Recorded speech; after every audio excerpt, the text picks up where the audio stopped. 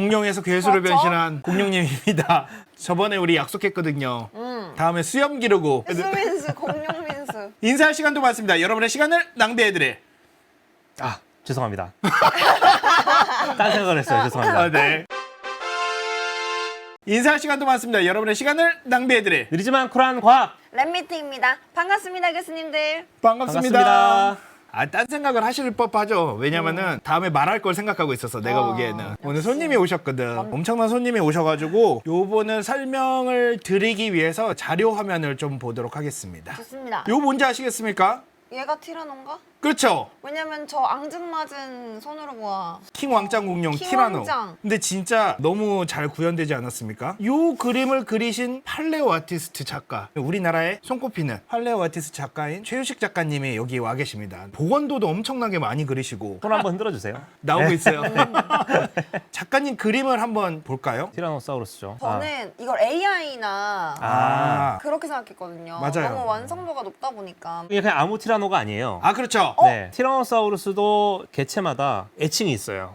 별명이 있어요. 그렇죠. 원래는 티라노사우루스마다 표본 번호라는 게 있거든요. 근데 네. 그건 너무 어렵잖아요. 보통 재미난 이름을 붙이는데 필드 자연사 박물관에 있는 티라노사우루스 같은 경우 이름이 수예요. 저 티라노사우루스는 이제 스코티라고 하는 개체예요. 캐나다의 서스캐치원 자연사 박물관에 있는 티라노사우루스고요. 네. 지금 현재 논문에 나온 티라노사우루스 중에서는 크기가 제일 커요. 스코티의 복원도를 그린 이유가 있죠. 그렇죠. 네, 스코티의 전신골격 레플리카가 우리나라 최초로 최초로 네. 전시가 돼요. 4월 말에. 4월 말에. 네, 와. 4월 말에 전시가 됩니다. 다들 한 번씩 4월에 또 과학의 달 아니겠습니까? 그때 맞춰서 한번 보러 가시면 좋을 것 같습니다. 오! 익숙한 얼굴이죠. 요거 사진 같지 않습니까? 개인적으로 좋아하는 이미지고요. 또 전문가 아니겠습니까? 아, 가옥 그죠? 공룡. 이거 제가 명명한 공룡이에요. 그러니까요. 타르키아 투마노바이라고 하는 공룡이고요. 몽골에 살았던, 지금으로부터 거의 한 7천만 년 전쯤에 살았던 갑옷 공룡이고요. 이 갑옷 공룡이 되게 중요한 게 갑옷 공룡끼리 서로 싸워가지고 생긴 상처들이 발견이 됐어요. 보통 우리가 이제 갑옷 공룡의 복원도를 보잖아요. 그러면 저 꼬리 끝에 있는 곤봉을 가지고 네. 육식 공룡이랑 싸우는 모습으로 많이 그려져요. 저건 좀 특이하게도 다른 갑옷 공룡과 싸우는 모습으로 그려졌죠. 저거를 이제 최유식 작가님이 그려주셨어요. 저거 작업하실 때는 좀 욕심을 내셔가지고 한 일주일이요. 아 그래도 빨리 하셨네요.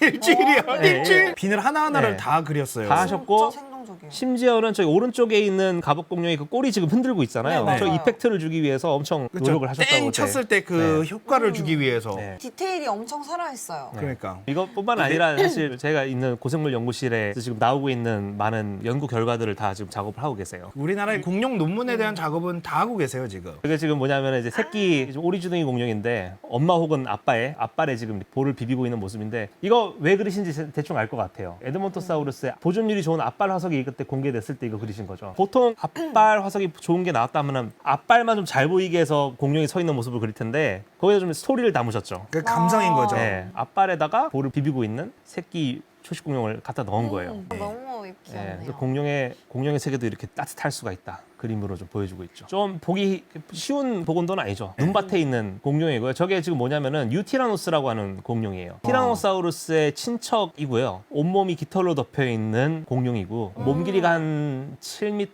8m까지 자라는 종이고 실제로 저렇게 눈이 많이 오는 지역에서 살았어요. 티라노사우루스랑 유티라노스의 조상들은요. 깃털이 좀 많이 붙어있던 애들이었거든요. 근데 유티라노스 같은 경우는 이 추운 지역에서 살다 보니까 옛날에 살던 매머드를 상상하시면 돼요. 그러니까 코끼리 중에 보면은 추운 지역에 사는 코끼리는 털이 길죠. 네. 그거랑 같은 개념이에요. 그러니까 유티라노스는 추운 지역에서 살았기 때문에 긴 깃털을 갖고 있었을 거로 좀 보고 있고요.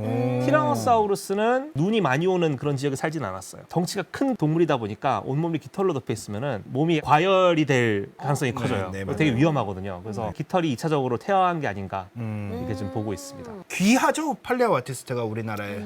이제 몇 명 안 되고요. 아직까지도 우리나라에서는 공룡 복원도가 필요한데 사실 이거 다른 나라도 마찬가지긴 하지만 팔레오 아티스트를 고용을 해야겠지까지 생각을 잘 못하는 것 같더라고요. 그쵸. 미국의 큰 메이저 박물관들은 복원도 작업이나 벽화 작업 있죠. 그런 거 다 네. 팔레오 아티스트한테 부탁해서 하거든요. 근데 아직 우리나라 같은 경우는 이런 직업이 있는지도 잘 모르시는 분들이 굉장히 많으세요. 우리나라에 몇 분 안 계시기 때문에 귀한 분을 저희가 또 연이 닿아서 같이 작업할 수 있게 된 점 너무 좋게 생각을 하고요. 앞으로도 저희 안될과학에서도 이런저런 공룡과 관련된 뭐 굿즈라든지 이런 것들은 아마 최유식 작가님이 많이 도와주시지 않을까 그렇게 생각을 합니다. 네. 그래서 본격적으로 오늘의 이야기 뭐 이런 공룡이 다 있어 한마디로 얘기해서 특이한 공룡 특집 가보도록 하겠습니다. 아, 예. 이게 무슨 공룡인지 혹시 기억나시나요? 작년에 한번 얘기해드린 적이 있는데 공룡 무리가 크게 7가지로 나뉜다고 그때 한번 말씀드렸는데 그래서 네. 제가 그때 소개해드렸던 게 첫 번째가 용각류. 목뼈가 굉장히 많고 다리가 기둥형으로 변한 애들. 저기 쉽게 하면 목긴 공룡. 그다음에 수각류. 짐승의 발을 하고 있는 애들. 흔히 육식 공룡이라고 하는 애들. 얘네들의 특징은 뼈가 비어 있어요. 뼈가 비어 있고 쇄골이 이렇게 하나로 합쳐져 있다는 게 네, 네. 얘네 특징이에요. 얘도? 얘는 수각류가 아니죠.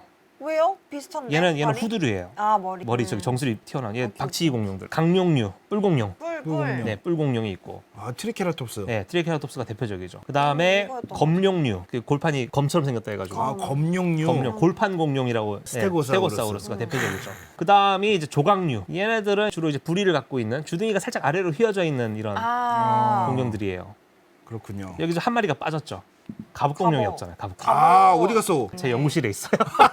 뭐야? 갑옷공룡 이제 공룡류. 그래서 7가지예요. 그때 왔을 때는 제가 대표적인 스탠다드한 애들만 보여줬을 네. 거예요. 각 분류군의 제대로 된 특징을 보여줄 수 있는 애들이거든요. 음. 근데 꼭 이 분류군에 속한다 해서 얘랑 꼭 닮아야 될 필요는 없는 거예요. 그래서 얘네들이랑 같은 분류군에 들어가 있는데 특이한 애들을 모아왔어요. 그래서 맨 처음에 소개할 애들이 이제 용각류인 거예요. 용각류. 네, 용각류. 저게 이번에 사이언티픽 아메리칸 잡지에 소개된 그림이에요. 저게. 오, 2024년이네요. 네, 저게 아르겐티노사우루스라고 하는 아르헨티나에서 발견이 됐군요. 예, 아르헨티나에서 발견됐죠. 저게 지금 공식적으로는 가장 큰 공룡이에요. 몸 길이가 한 35m에서 45m 사이 정도 되고요. 키가 이제 17m까지 자라고. 개복치는 오늘 왜 데리고 오셨냐고. 아, 개복치요? 제가 매번 올 때마다 다른 배지를 그렇죠. 하고 오려고 하거든요. 공룡은 이미 한 번 다 썼어요. 아. 그래서 지난번부터 검은머리 물대생가부터 해가지고 오파비니아랑 맞아요.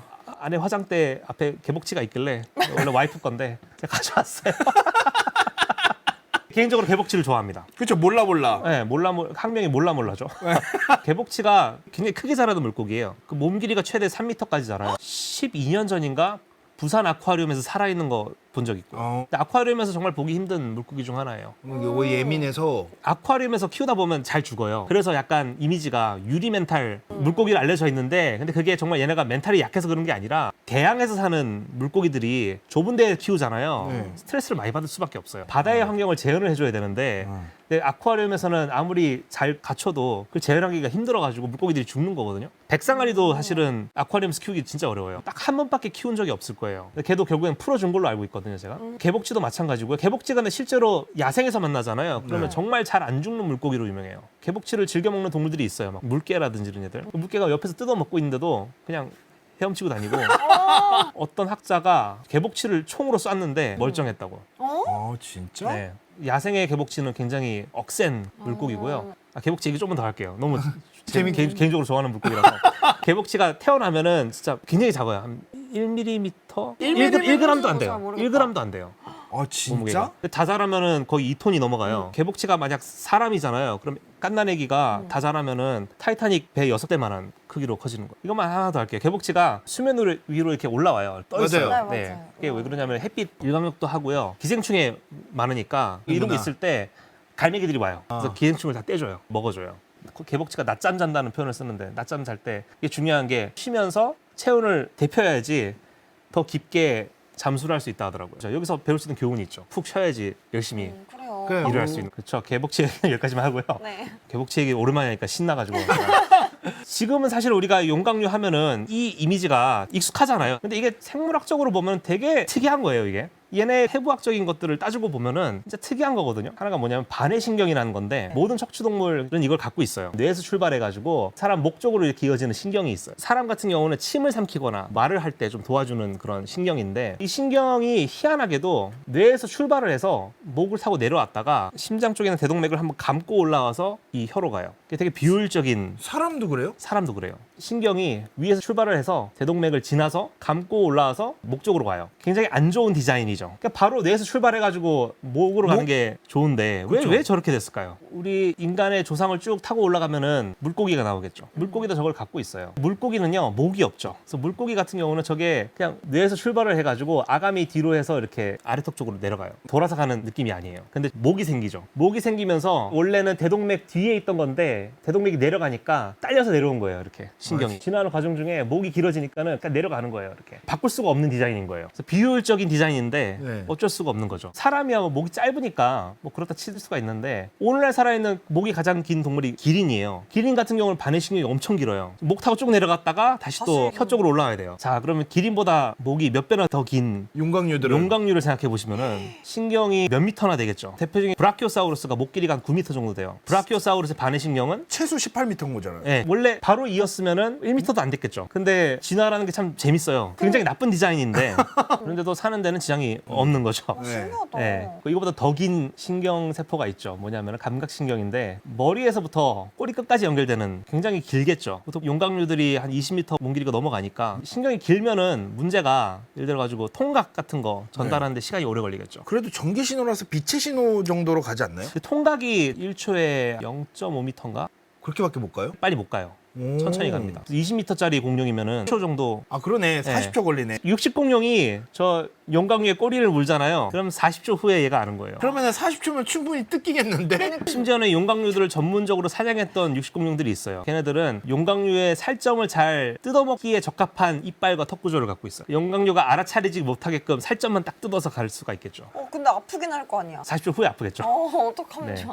40초 너무 긴데? 내가 이렇게 막 때린다고 해봐. 40초면 얼마나 많이 때릴 수 있어. 그러니까. 그런 단점이 있음에도 불구하고 용광류는 굉장히 성공적인 공룡 그룹이었거든요. 공룡 시대가 끝나는 6,600만 년 전까지 끝까지 다 살았어요. 중간에 멸종한 게 아니라. 오. 사는 데는 별 크게 큰 지장은 없었다라고 볼 수는 있겠죠. 몸이 크면요 또 좋은 게 천적이 수가 별로 없어요. 적어지죠. 적어지죠. 아무래도. 물론 어렸을 때는 천적이 많겠지만은 네. 다 자라면은 건드는 동물들이 별로 없겠죠. 근데 재밌는 게 보통 용광류 하면 다 크다고 생각하는데 모든 용광류가 다 크진 않았어요. 작은 용광류들도 있었어요. 근데 목은 길죠. 근데 몸집이 작아요. 작은 용광류들을 제가 가져왔어요. 이 용광류는요 코끼리만 하죠. 그래요? 네, 코끼리만 엄청 해요. 커 보이는데? 쥐라기 시대 중반부에 살았던 슈노사우루스라고 하는 공룡이고요. 중국 일대에 살았던 초식 공룡인데 용광류 중에서는 작은 편에 속해요. 목도 좀 짧은 편이고요. 이후에 살았던 브라키오사우루스라든지 이런 초식 공룡들보다는 좀 더 키가 낮은 식물들을 주로 먹었을 걸로 좀 보고요. 그럼 이제 몸집이 좀 작잖아요. 그러면 몸을 지키는데 좀 문제가 있을 수도 있겠죠. 근데 이 공룡에게는 무기가 하나 있었어요. 보통의 용광류들의 꼬리 끝은 그냥 일반적인 꼬리였거든요. 뭐 이렇게 무기가 따로 없는. 근데 이 공룡 같은 경우는 끝에 꼬리 곤봉을 갖고 있었어요. 갑옷공룡의 꼬리처럼. 갑옷공룡이랑 어떻게 보면 수렴 진화한 케이스라고 보시면 돼요. 근데 갑옷공룡 같은 경우는요. 곤봉이 어떤 거냐면은 피부에 있는 뼈 조각들이 이렇게 꼬리를 감싸면서 생긴 구조예요. 근데 얘네는 그런 구조가 아니라 꼬리뼈의 끝 마디들이 커져서 생긴 구조예요. 사이즈 자체가 커지는 커져요. 거는구나. 네, 둥기처럼 커져요. 그래서 이거 처음에는 좀 의견이 좀 있었어요. 뭐냐면은 이게 정말 곤봉이냐, 아니면 다른 육식공룡이 끝을 씹어가지고 뼈가 다쳐가지고 잘못 자라서 저렇게 된 거라는데 저런 것들이 몇 개가 더 나왔어요. 물론 아직도 저게 그냥 꼬리가 다쳐서 생긴 거라고 주장하시는 분도 계시긴 한데 제 생각에는 꼬리 곤봉이었을 것 같기는 해요. 그래서 저 꼬리 곤봉을 이용을 해서 몸을 보호를 했던 독특한 공룡이었을 거예요. 저거보다 더 작은 용광류도 있었어요. 저거보다 더 작다고. 네. 제일 작은 게 아니었어요? 제일 작은 거 아니었어요. 얘네들이에요. 우와.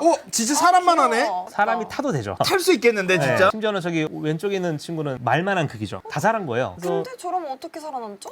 쟤네가 살았던 환경에서는 덩치 큰 육식공룡들이 별로 없었어요. 재밌게도 쟤네가 어디서 살았냐면은 섬에 살았어요. 왼쪽에 있는 친구가 이제 마기아로사우루스라는 애고요. 오른쪽에 있는 게 유로파사우루스예요. 둘 다 살았던 시기는 다르고요. 근데 둘 다 이제 유럽에서 살긴 했어요. 소매소증에 걸린 건데 유로파사우루스는 가까운 친척이 이제 브라키오사우루스예요. 근데 걔네는 너무 차이가 나죠.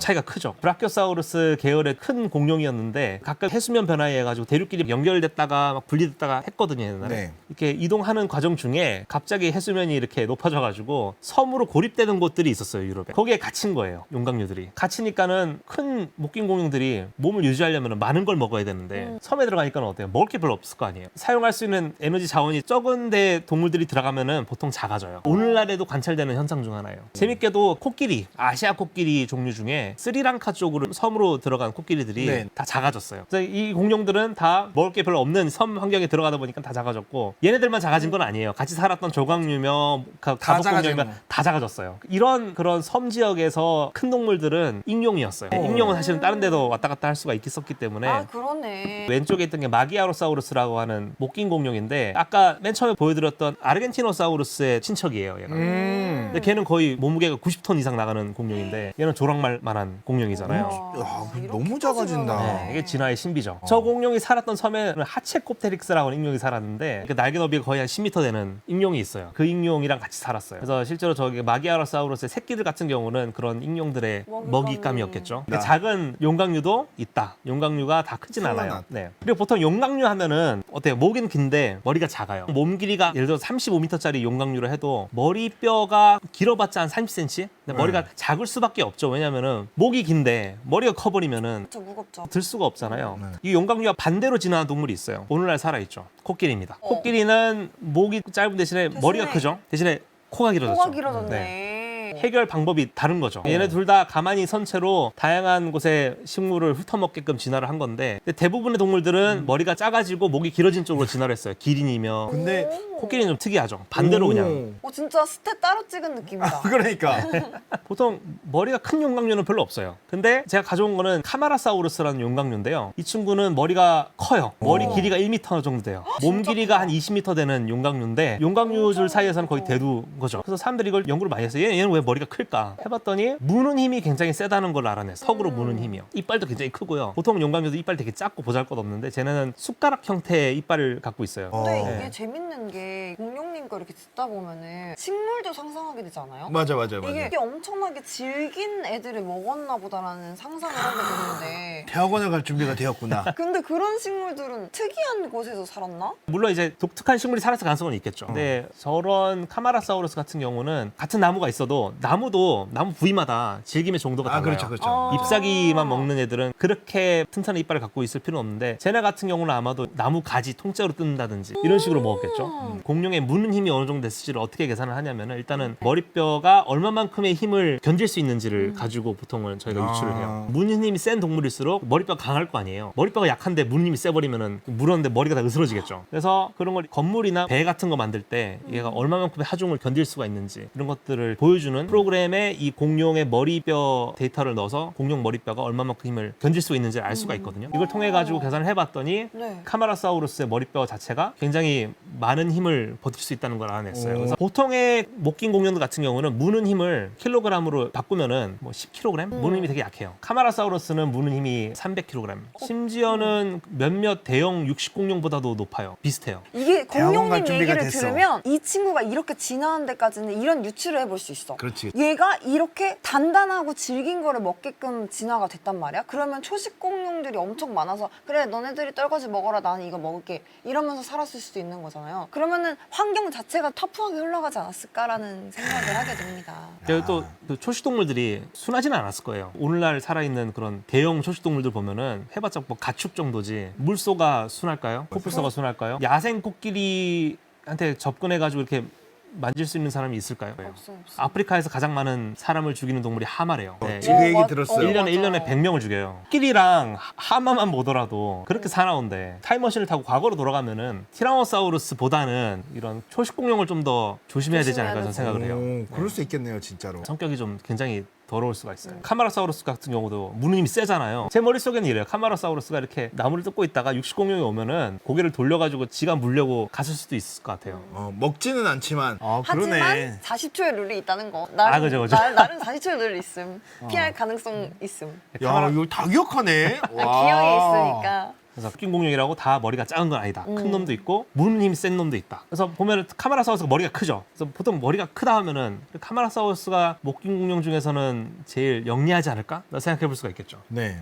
그렇지는 않아요. 용광류 중에서 몸 크기 대비 가장 큰 뇌를 갖고 있는 공룡은 이 공룡이에요. 니게르사우루스라는 공룡인데 근데 입이 왜 저래요? 왜 이렇게 되게 귀엽게 특이하게 생겼죠. 이 공룡으로 말할 것 같으면 니게르라는 곳에서 나왔어요. 아프리카 대륙에 니게르라는 나라에서 발견이 됐고요. 니제르죠, 니제르. 라틴어식으로 발음하면 이제 니게르사우루스가 되는 건데 머리가 되게 특이해요. 머리뼈가 굉장히 얇아요. 정말 그 종이장처럼 얇아가지고요. 밑에 있는 머리뼈랑 목뼈는요 실제 화석이 아니에요. 복제품이에요. 모형으로 만든 거예요. 실제 화석은 지금 암석 속에 있어요. 끄집어내질 못했어요. 뼈가 굉장히 얇아가지고요. 처리를 하면은 이 뼈가 부러지기 때문에 그냥 넣어놓은 상태고요. CT 촬영을 해서 디지털로 복원을 해서 저렇게 만든 거구나. 만든 거예요. 그래가지고 저걸 이제 좀 강도 높은 재질로 해가지고 저걸 만든 거고요. 저 공룡이 그냥 몸 크기 대비 뇌가 제일 큰 용광류인데 대뇌화 지수를 제가 지난번에 말씀한 적이 있어요. 그렇죠. 그래서 보통 악어가 대뇌화 지수 EQ가 1 혹은 1 조금 넘어요. 저 니게르사우루스가 그거랑 살짝 비슷해요. 악어 수준이에요. 근데 나머지 용각류들은 1이 안 돼요. 그럼 제일 똑똑한 거네요? 네, 니게르사우루스가 용각류 중에서는 제일 똑똑한 걸로 지금 보고 있어요. 오.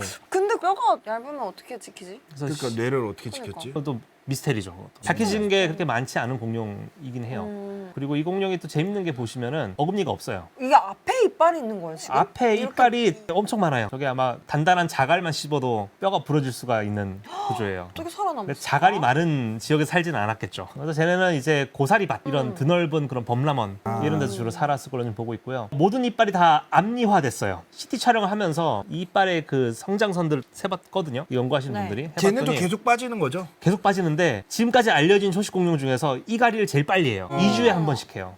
2주에 한 번씩 이가 빠진다고? 네. 무슨 머리카락도 아니고. 아 얘네들은 그러면은 머리, 그러니까 뼈에다 써야 되는 칼슘을 이빨에 몰았네, 몰빵했네, 스텝 아, 잘못 진짜. 찍었네. 잘못 찍은 거야. 굉장히 질긴 먹잇감을 먹었다는 걸 이걸 통해서 알 수 있게. 더 신기한 거는 이 공룡의 머리 자세예요. 일반적인 용각류들은 고개를 다 이렇게 하고 있어요. 네. 그죠? 이렇게. 머리가 이렇게 수평으로 돼 있죠. 이렇게. 네. 근데 쟤네는 얘네 뇌를 연구해 봤는데요. 보통 머리가 이렇게 있으면은 고개 방향에 맞춰서 뇌가 이렇게 있어요. 근데 쟤네는 이렇게 안 돼 있어요. 고개가 이게 90도로 아래로 내려야지 뇌가 이렇게 돼 있어요. 그럼 대부분의 시간을 고개를 숙이고 있는. 고개를 숙인 채로 있었던 거예요, 얘네들. 눈이 여기 이렇게 붙어 있었나? 눈이 이제 옆에 붙어 있죠. 시야는 되게 넓었죠. 왼쪽에 보면은 두개골이 지금 밑으로 향해 있잖아요. 네, 네. 밑으로 이렇게 고개를 숙여 놓으니까는 제대로. 뇌가 딱 수평을 이루죠, 지금. 평소에 이루고 있는 거예요, 저 공룡은. 고개를 아예 숙인 채로. 숙인 채로 바닥에 있는 고사리라든지 이런 식물들을 훑어먹으면서 살았던 공룡이라는 걸 알았어요. 오. 나무 위에 있는 나무 가지를 먹었던 애들이 아니라 진짜 뭐 이런 공룡이 다 있었네. 네, 진짜. 약간- 그리고 심지어 뇌도 핑킹가이처럼 생겼어. 이름을 다시 지어야겠다. 핑킹으로. 인사할 시간도 많습니다. 여러분의 시간을 낭비해드릴 느리지만 쿨한 과학 랩미팅이었습니다. 감사합니다, 교수님들. 감사합니다. 감사합니다.